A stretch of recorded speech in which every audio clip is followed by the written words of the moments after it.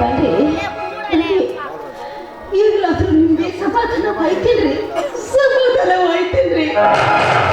ನನ್ನ ಮಗ ಸತ್ತು ಬಿಟ್ಟಿದ್ದಾನ್ರಿ. ನನ್ನ ಮಗ ಸತ್ತು ಬಿಟ್ಟಿದ್ದಾನೆ. ಹೆಚ್ಚಿಗೆ ಮಾತನಾಡಬೇಡ. ಈ ವಿಷಯ ಪರಿಚಯ ಗೊತ್ತಾದ್ರೆ ಜನಪದ ಮನೆ ಸೇರ ಜನಪದವಾಗಿ ನಮ್ಮ ಮಗನ ಶವ ಸಂಸ್ಕಾರ ಮಾಡಿಬಿಡೋಣ. ನಿಲ್ಲು, ನಾನು ಹೋಗಿ ಎಲ್ಲ ಸಿದ್ಧತೆ ಮಾಡ್ಬೇಕು. ನಿಂತ್ಕೊಡ್ರಿ.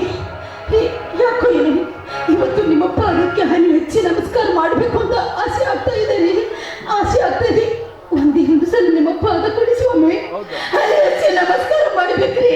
ಯಾಕೆ ಅದೇ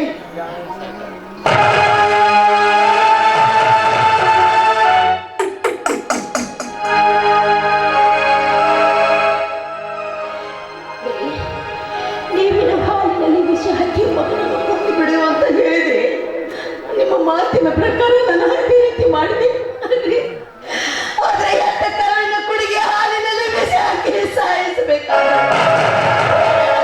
ಎಷ್ಟೊಂದು ಕಠೋರವಾಗಿರ್ಬೇಕು. ಅದಕ್ಕೋಸ್ಕರ ನನ್ನ ಮಗಳಿಗೆ ಹಾಲನ್ನು ಮುಂಚೆ ಅದರ ಹಾಲು ನಾನು ಕೊಡ್ತಿದ್ದೀನಿ.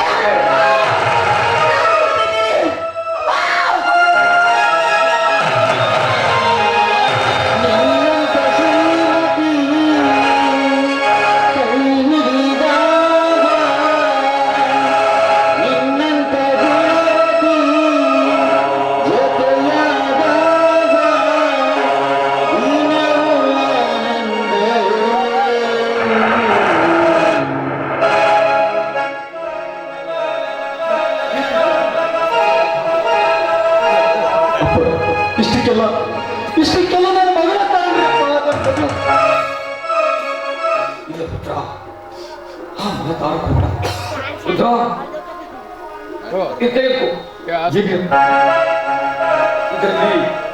ಬರೀ ಆಸ್ತಿ ಅಂತಸ್ತು ಸಿರಿ ಸಂಪತ್ತು ಎಲ್ಲ ನಿನ್ನ ಹೆಸರು ಬಂದಿಟ್ಟಿದೆ. ಇನ್ನು ಮುಂದೆ ನೀನು ಈ ಮನೆಯ ಹರಮಗನಲ್ಲಮ್ಮ. ಈ ಮನೆಯ ಮಗ ನೀನು.